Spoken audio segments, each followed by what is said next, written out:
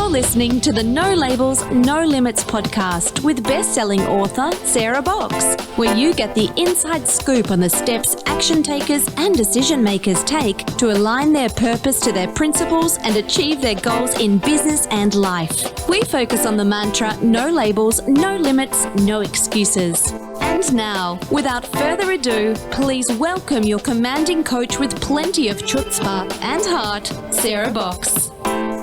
Hi there, everybody. This is Sarah, your host of the No Labels, No Limits podcast, a podcast all about shedding limiting labels and beliefs so we can live authentically and into our full potential. You know, if you're part of the No Labels, No Limits community over at sarahbox.com, you already know we've been talking about wellness for all of ourselves, from stress and rest to renewal and restoration. And while that may not seem like a logical series of conversations for entrepreneurs and nonprofit leaders who are working on the front edge of improving the conditions and experiences for others, maybe even a little off track when you consider I'm a strategic vision coach, trust me, whole person wellness is essential to our success, which is how we ended up with the guest we have today. A month or so ago, we asked our community how they experience and address stress and trauma in their own lives. And I received some really personal and vulnerable responses. I received this incredible poem from a man who shared what it's like to deal with PTSD from multiple critical incident events. And I also received a totally different kind of response from one of our members, which was an offer to connect me to today's guest, TaVona Denise. One thing about TaVona that you should know is that she helps coaches redesign their businesses so they can actually have the lifestyle and impact that they started the business for. She's a former physical therapist, master certified coach, and business mentor. TaVona is the creator of Launch Therapy, which is a process that helps coaches launch their programs, most importantly with ease, so they can bring in their favorite clients consistently without suffering from launch burnout or hating the process. So I want you, if you're not a coach, I want you to step back and think how that applies to you as well. I can certainly think about it for myself as a coach, but also as a consultant or as someone who pulls things together for other people. You can create the best process in the world, and at the end of it, think, I have created a monster and I hate it and I'm out of here. So TaVona makes sure that the folks you work with do not go down that road. In addition, she is the author of Unstoppable Success, How to Finally Create the Body, Business, and Lifestyle You Want.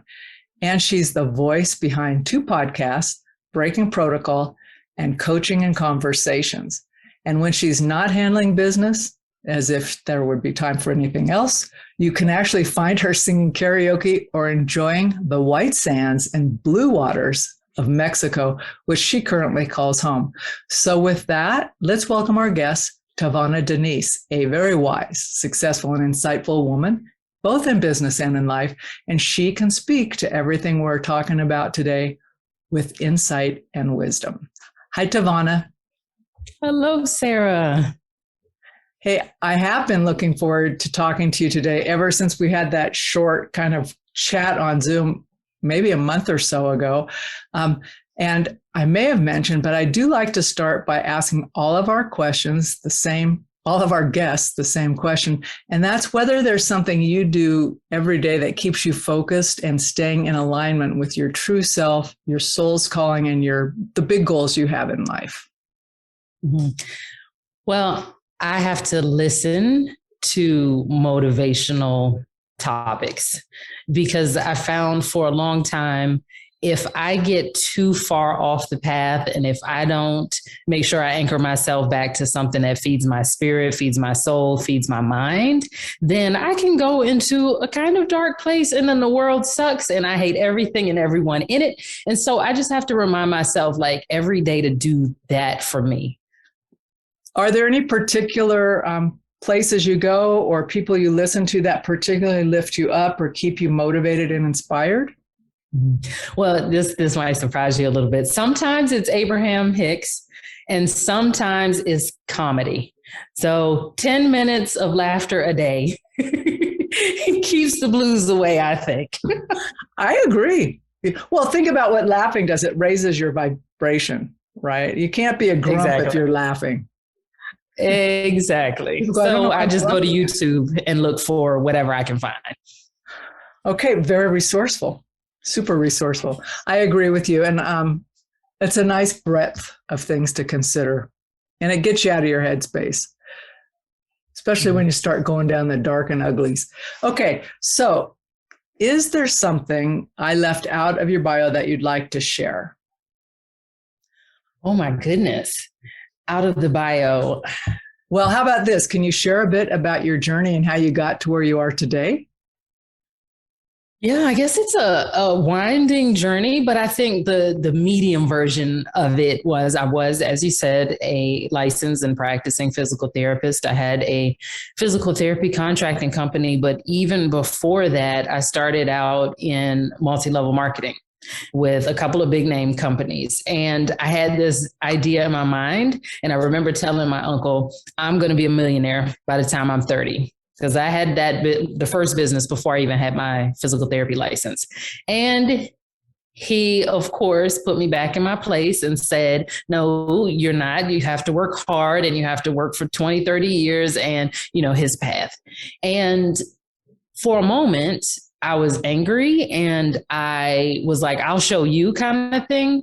But also, I think the inner child in me was like, oh, maybe he knows better. And so a little bit, I think, of me tucked that away. And I continued to go, but some part of me also was like, no, this is your vision. Like, I don't personally believe that the creator will ever give you a vision to have something without also giving you the means to achieve it. So that stayed in my mind and I kept working on various businesses. And at some point I had an alternative fitness event company in Atlanta because I wanted to show women that exercise could be fun and that you didn't have to just be lifting weights or running. There were other ways to move your body. And I don't know if you've ever heard of ClassPass. It's an app that prior to the pandemic, I don't know how they're doing now, but it was started by a woman, had $1 billion valuation prior to the pandemic. And I was like, oh, I had ClassPass before. That was the thing, but I just didn't have the technology to go with it. So, talk about being too early to the party, not tardy for the party. I was too early to it. And so at some point, that was in 2012, 2014, I went and got certified as a life and a weight coach. And that was the first time that I ever learned that my thoughts created my reality. That if I ever felt a negative way, I could just change the way that I was thinking about the circumstance of the situation. And almost immediately I felt better. I'm like, why didn't they teach me this in school? Do you know how miserable I was? All I had to do was change how I think. And so it felt like somebody had just given me the keys to the universe. And I wanted to share it with everybody. I guess like most of us, when we find something good, we want to share it with people. But it was more challenging than I thought it was going to be. And I went through a space of, am I meant to do this? Does anybody care? Should I keep going or should I give up? This is harder than I thought it was going to be. And eventually I think that little voice piped up and remembered the dream of not just being a millionaire, but I saw myself in a stadium talking to lots of people and helping lots of people. Like I was a physical therapist because I love helping people, but something always said like, you're supposed to help more people. And I think that's what the stadium represented for me in that vision. And so I think that's what really kept me going all of these years. And so one could say from when I first started with my coaching certification in 2014 to 2020, it took me 6 years to make my first 6 figures in 1 year from coaching. And I think that's one of the things that you and I connected on, Sarah, is like sometimes people think that it's going to just be this whirlwind rush and speed to 6 figures or more. And that doesn't happen to everybody. Well, certainly it doesn't happen to everybody. And it happens on different timetables, right? Mhm. And honestly, the goal for some people may not even be that like 6 figures. It may be something entirely different, right? So I think that's part of the what interests me is like, how do we define success? So you, from a young age, had a pretty clear vision for yourself of what is success going to look like numerically, even if that number changed, right? And then you were able to say, I'm going to be talking in a stadium, whether that was literal or figurative, right? It connected to your heart, like I'm going to reach all these people, right? Two really concrete things of success that you can say, am I reaching a broad group of people and helping them? Yes or no. So I want to back up a little bit though. So you said something, you said, then I wanted to share this that you discovered with everybody. What is this that you discovered? For so long, I had been taught or observed maybe that other people and circumstances were responsible for my feelings. Like, he made me mad. She hurt my feelings. Because whatever the circumstances, the manager is a terrible person and he never listens to my ideas. And that was the reason to me why I couldn't get ahead, or I can't build my business to a bigger level because I have to go to work. Like, all of these things I thought were the reason for me being where I was. And when I realized that just changing how I looked at the things that I was looking at, changing my perspective, changing my opinion, changing my thoughts about those things, it raised my vibration, because it changed my feeling from resentful to grateful in the example of, I can't build my business because I have to go to work. Well, then when I looked at work as like, oh, I don't have to worry about how many clients I have because I have my bills paid already. Now I'm grateful to go to work. Circumstance didn't change.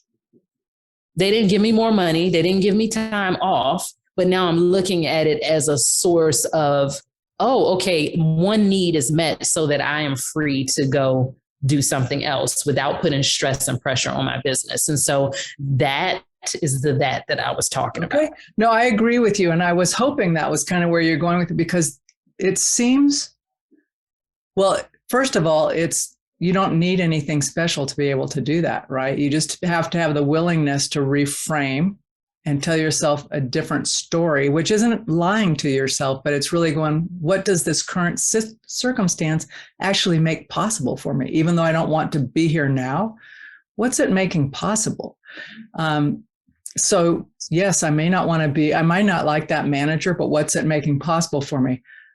A little forbearance, staying focused on why I'm here and the people I'm helping, and being ready to go, right? Having that runway time, if you will, to go. So what is one of the best questions though? And I'm assuming I'm projecting. We're never there, right? We have to remind ourselves of this stuff. You never reach this pinnacle where you're going, nothing bothers me anymore. Right. To me, Sarah, this is like, especially for people who have been involved in personal development, self-development, who go get the certifications as coaches. We sometimes get to this place in our mind where we, quote unquote, should feel amazing all the time, and we should know better. And I would say 2 things to that. One is, if we don't have the rain, we don't appreciate the sunshine. So that's one thing. And then the other thing is, we don't get upset that we have to shower every day to clean ourselves, or brush our teeth every day to clean our teeth. It's just something that we do for maintenance. And so I have tried to start looking at it like this. I just have a human brain. This is just what brains do. They're trying to protect me. They're going to look for all the danger, and they're going to try to keep me safe. So this is just what it's doing, like plaque coming on the teeth. So I'm just going to brush my teeth every day. Let's clean it out. Yep. So let's talk a little bit about one of the reasons that I wanted to dive in more with you is, your whole launch project you do and helping people is really to help them get through or past previous or maybe even anticipated launch trauma, right? So it was that trauma piece that really drew me to you from launching a new concept or a program or whatever you're launching, but really in that sense of trauma, because when I talk to people in my business and then colleagues and, many people like yourself, when I'm interviewing them before we go live, we're having these one-off conversations. And the level of stress and trauma that we have, I don't want to say become accustomed to, but we've been subjected to, collectively across the globe. Can you talk a bit more about trauma, what the small traumas are? Because I think sometimes, unless someone says, well, I wasn't in that catastrophic event, I wasn't in the hurricane, I wasn't at that, whatever it was, right? So I have stress, not trauma. Yeah. So can you talk about that? Yeah. So sometimes trauma is referred to as big T and little t trauma. And so what you were describing there, catastrophic events, that's what most people point to when they think of trauma, the big T traumas. And what we're talking about, and I'll give you an example of what I see to be the difference between stress and little t trauma is, to me, trauma is, we know that we're in a place of trauma when we have a disproportionate response to the stimulus. And I'll give you a very personal example of something that happened recently.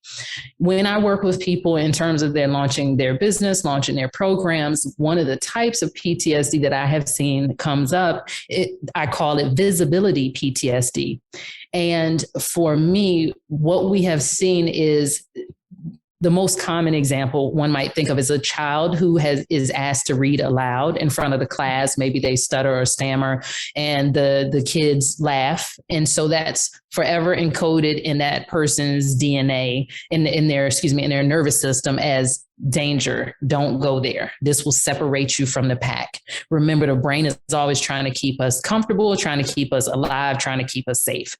So that becomes something that most people, they're afraid of speaking again in front of the group, or if they're asked to answer a question. In business, what I find is if you are trolled or you have the haters come after you you post something that you think is amazing and someone comes after you for that, not just, okay, let's have a discussion or discourse, like they really are coming after you. The body, the nervous system, you can logically say, well, this person's on the internet, they can't hurt me, whatever. But in the body codes that as danger, mayday, fear, I got to get away. And then we have trouble showing up again for our business. So what happened to me around 2015, I put a post up, which something that I still maintain to this day, that in order to make money in your business, especially in the beginning, you do not need a full-on website. You just don't. You need a web presence potentially, but when we say need, that's a very strong word. So that was my stance. And this person proceeded to argue with me in the comments because he was a website designer. So it kind of makes sense. But he was arguing with me. So I took the post down, deleted all the comments. He proceeded to follow me around the internet to the point where he got my personal cell phone number and continued to make threats. Now, at that point, I am terrified because now I don't know to what lengths this person is going to go. Do they where are they? I don't know them. They know where I am. And so I, in that moment, chose to go offline for 18 months because I just could not get myself to go back on. No personal posts to friends and family, no nothing. So that's what the incident was. And people say time heals all wounds, but that's not necessarily true. Remember, I said that was 2015. This is at the time of recording 2020. As recent as 8 weeks ago, I was being coached about being visible in a bigger way in my business. And that memory came up.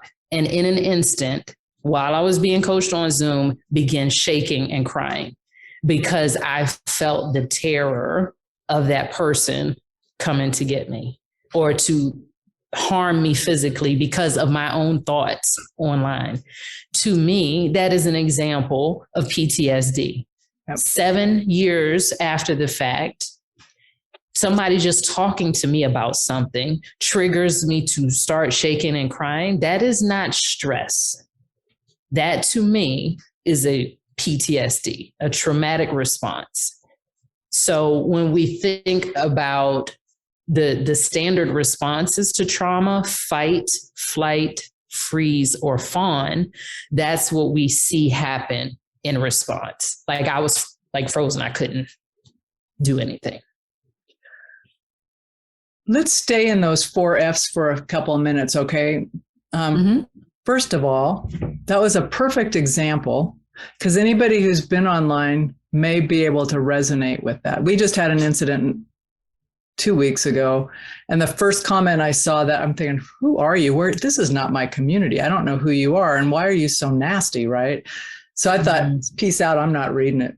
If that's the tone, because it engenders more of the same, and I'm thinking, have at it, you guys. But my online business manager said, oh yeah, I tried to navigate that. I didn't want you seeing it. I says, take it down. I don't care. You know, I'm not, because I know that feeling in me of being vulnerable and like not to the degree you're talking about there, not where someone did that, but where it was like, where do I go from here? Like, what's my safe space? Right. My coping mechanism is not pleasant. So it's like, I don't even want to go there. But when you think about the 4 F's, so you talked about the fight, flight, freeze, or fawn. Which of those was that for you? And are there healthy and unhealthy ways of experiencing those 4? So for me, in that particular case, it was freeze, because every time because how it presented, I kept going to my coach and I was saying, I'm so confused. I don't know what to post. I don't know what to write about. And you see me right now. I have plenty to say about it, but I just kept saying, I'm so confused. I don't know what to say. And she's like, you talked for 15 minutes without stopping about this thing. What do you mean? So it seemed very innocent, right? And so then when I would get past that, then it would be like, well, I have so much to say. I don't know where to start, right? So it was me freezing. Like I was incapacitated. I could not get my words out on paper. And so that's how it showed up. Some people, it shows up as flight. I don't know if you've experienced this, Sarah, where you're working with somebody and you get to a place and then they ghost, like they're not present anymore. You're like, wait, I have. And they've paid you too. It's not like they're trying to skip out on the bill. They're paid. I'm like, what is happening? And then the fight shows up as like sometimes resistance or combativeness in the tone. And you're like, but that was your idea. Why are you fussing at me? I'm trying to help you. I'm just mirroring here.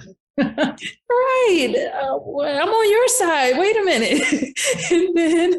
and then the fawn is, and this one is a little bit interesting because it's where people acquiesce and they kind of go along with something that they know they don't want to go along with, because that's, again, they don't want to be separated from the group. So rather than go with what's in alignment, what's true with them, they'll just do what the rest of the group or their coach or whomever says. So that's more of the go along to get along mentality. It's like, I'm not going to rock the boat. I'm just going to put my head down and keep going. Exactly. That's a good way to think about that. Okay.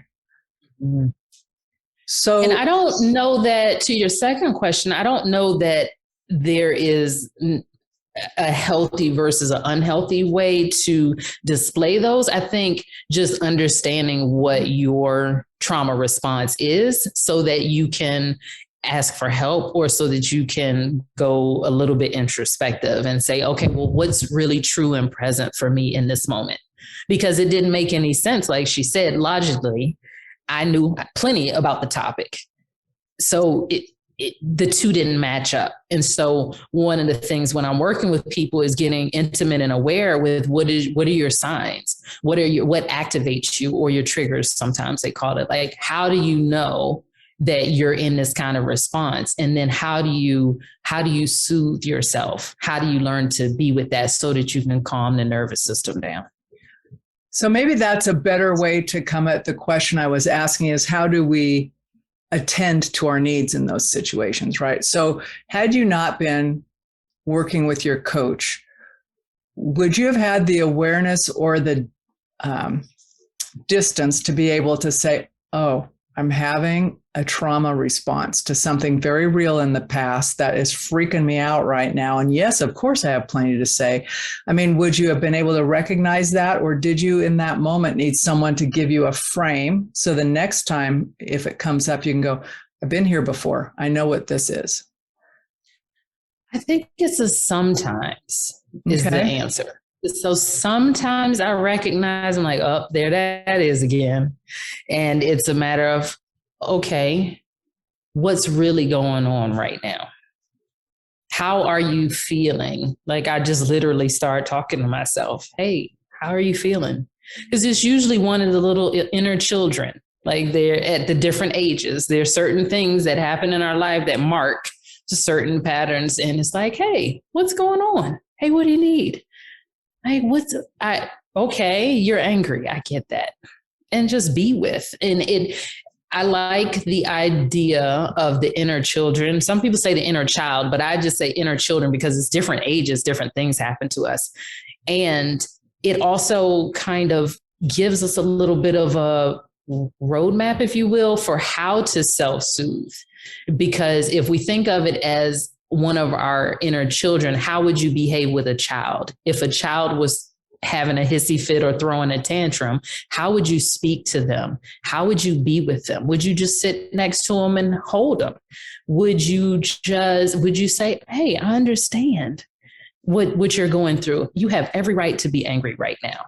Right. And I like doing that because so often if we a lot of us get in our heads and we're so used to being like the drill sergeant, like get your act together, and that's not really helpful when your nervous system is on high alert. And so that's part of the reason why I like thinking about how would I talk to a child in this instance. That approach has helped me. I mean, I think I've evolved it over the years, but oftentimes I think, you know what, just be nice to yourself right now. Like I wanted to feel great yesterday, but I was really resentful about some stuff that was happening, not in my control at all, right? And I'm out driving around and I'm having a conversation with myself. Hey, Sarah, is this feel good, what you're doing right now? The thoughts that are in your head? And I said, why don't you just take control of your thoughts and let them go? And what would be fun? What would be creative? And I thought, oh, let's go bake something. And I'm not a baker. I'm not good at it. But I thought, let's go bake something easy and hopefully tasty that you can give to somebody. Right? But honestly, right. I had a list of things to do, but it was like, I'm thinking, okay, what would I wanted to do as a kid? Be creative with the least hassle possible. And other people could be around. I don't want them to play with me. I want to be in my head and make stuff up. But honestly, giving myself that grace instead of saying, you know better than this. You should just knock it off, show up and serve, right? Or do whatever. I just needed that space. But there are times where I've just doubled down, like you're saying, get the drill sergeant going and do more. So I like your approach to that. And I do think they are children, Do you ever have a committee meeting with all the kids? Not at the same time, but sometimes we do have board meetings with one of the inner children, because usually when I'm working with myself or somebody in their business, it's usually one person in particular that's like causing a ruckus. So we get with that person and we also get with the future self. So like the self that already has. Let's talk about the one that already has everything that we want. They know the way. They know how we got there.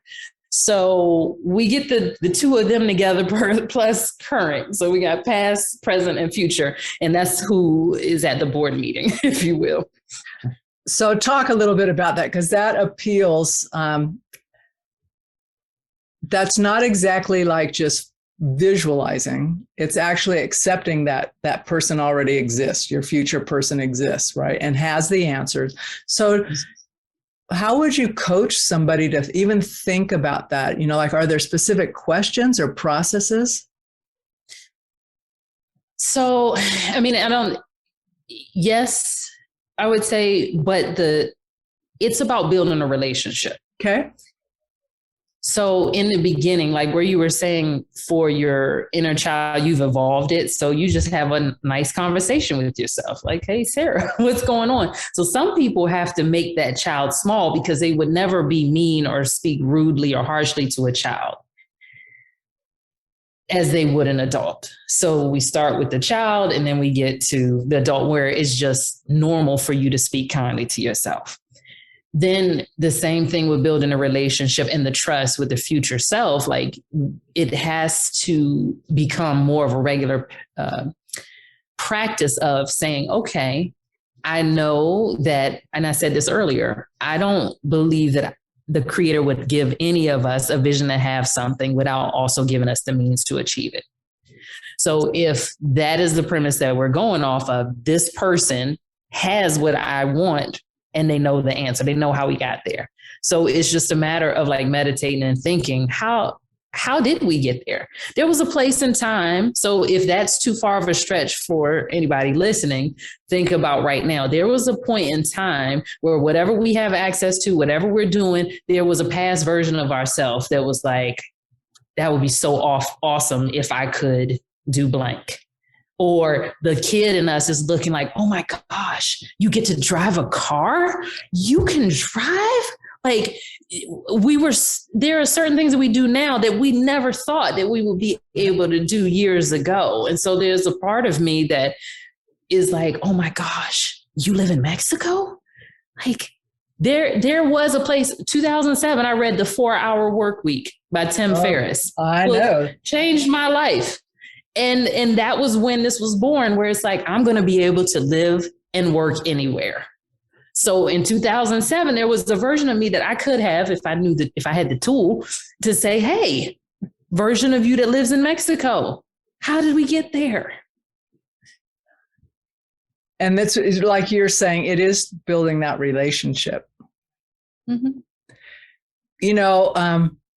One of the things and this is totally off, but I wanted to ask you or I'm making an assumption here. So, but how or where do courage, commitment, and conviction intersect? Do they at all intersect in your work and how you think about things? There's actually so interesting, those words that you use.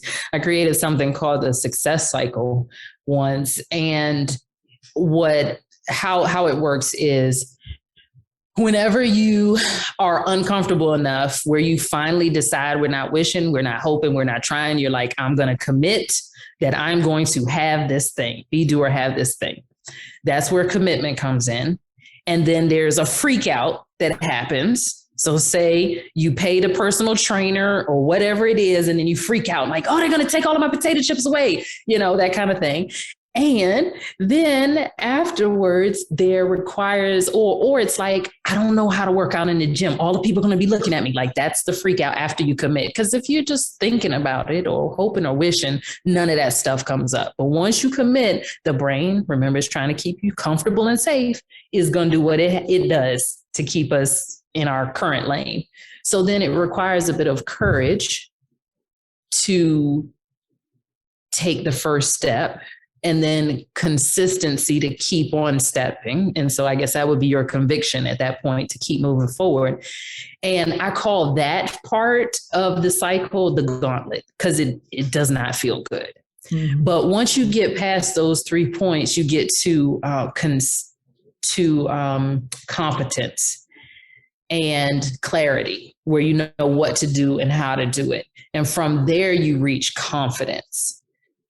And what I find is so many people want the confidence without going through the courage, without going through the consistency and conviction. All right. They want that. And so once you get to that place where you're confident and you know what to do, you know how to do it, you're confident, then you drop into the comfort zone. And because we are beings that evolve, eventually that comfort zone becomes uncomfortable. It becomes discomfort and you want to grow again. You make another commitment and you drop back into the cycle. So folks, we're never just going to be cruising along feeling perfect all the time. We're going through our gauntlets. That's just how it works. Yeah. And at the top side, so if the gauntlet was the bottom half of the cycle, the top side is where the identity starts to shift. So for anything that we've ever done, we go through the gauntlet. And then once we're in that identity piece, then we get into the comfort zone. So as far as the identity goes, and I'm thinking about this in terms of your work specifically with business and entrepreneurship, or people who are leaving, like when you started, like leaving maybe healthcare and coming into something else, that whole identity and being willing to take a different identity, that's tough stuff, especially if you've been lauded and lifted up for who you've been in the past or the child you've been. How do you help people with that? Ooh, buddy, that is, Sarah, that is the work. That is the work. So soothing the nervous system, knowing that you are okay and perfect if you never do any of those things, but also making a shift into that next identity. So say you were, or whoever was in healthcare, and now they're going into coaching or consulting. That is a different identity that we got to go through. Can I do it? Can I get clients? We go through all of that. And then after a while, it's like, if your conviction is there, your consistency is there, then there gets to be a point where you know how to do it, you know what to do, you're confident in your skill. You're like, oh, I got this. I am a coach. I am a consultant. But that gauntlet of changing the identity is rough for a lot of people. But it's so important, because I noticed, especially working with a lot of people in healthcare, they have the titles, right? They have all of the letters behind the name. And if we don't start to change the identity, it will hurt our business. It will hurt our income, because this is not scientific research. It's just anecdotal. But what I noticed was, when I was doing networking events and some of my clients would still introduce themselves as, I am Dr. So-and-so, I'm a physical therapist, or I'm a doctor, or I'm a nurse, or whatever, they weren't making money in their business. But as we kept doing those events, the moment they started saying, I'm a life coach, I'm a health coach, I'm the founder of whatever, within 2 weeks, they started making money. They started owning who they were, their future them. Right. That is powerful. And I've had recent conversations about this with folks. It's like, why is that so important to have all the qualifications? Because you already have the qualifications, right? But it's that whole, but I'll lose esteem. Mm-hmm. I'm thinking, you already got the esteem, right? That doesn't go away. You're trusted. You're magnificent, So, and I make light of it, but that's big work. Big work to do, and it's not easy. It truly is. Well, I liked that you talked about never being given a vision for which you won't also be given the means to achieve it. So I embrace that with you. I do want to ask you, I have a feeling or a belief that every good coach, every good leader has someone who's helped them along the way get where they are, or many people.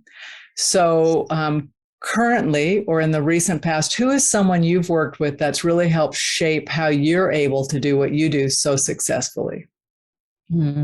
I would say Brooke Castillo. She is the founder of the Life Coach School, and she's the reason I know that my thoughts create my results, not my circumstances.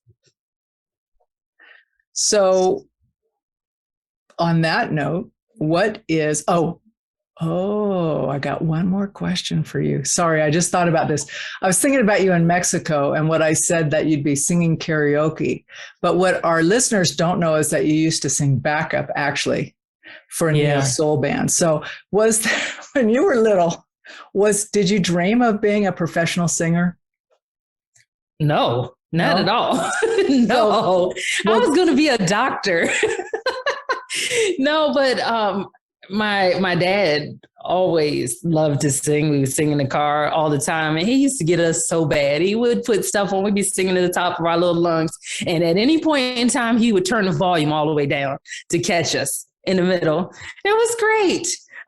But I never thought about singing professionally. And it's my brother's fault, actually, because when I went to school in Florida. So when I got back to the DC area, he was singing for a band and they lost one of the background singers. And I just wanted to watch him one day at rehearsal. And he was like, well, my sister can sing.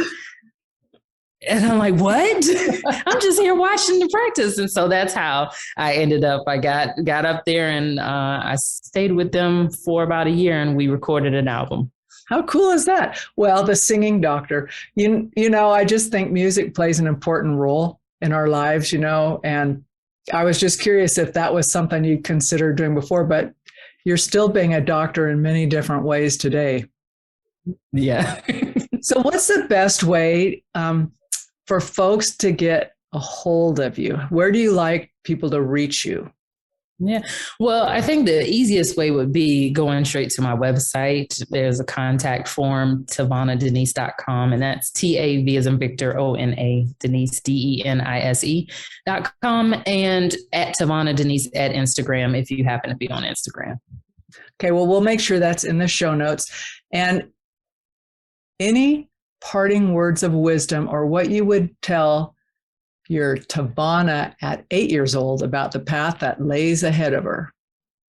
Oh my goodness. It's going to be quite the roller coaster ride. And none of anything that happens to you means that there's something wrong with you.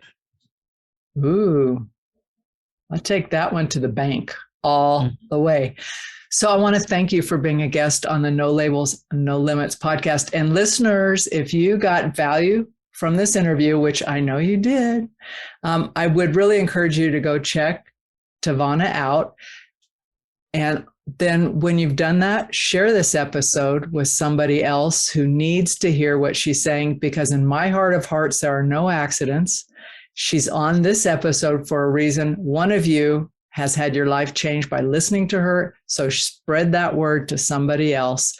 And we'll see you back here next week for another episode. Thanks, TaVona. You've been listening to the No Labels, No Limits podcast with best-selling author, change agent, and strategic vision coach, Sarah Box. You can grab the show notes and find out how to work with Sarah at sarahbox.com/No Labels, No Limits podcast. We'd love this podcast to reach as many people as possible. So please remember to rate, leave a 5-star review, and share the podcast with someone you think would get value from this conversation. Until next time, keep taking those daily action steps to align your purpose to your principles and achieve your goals in business and life.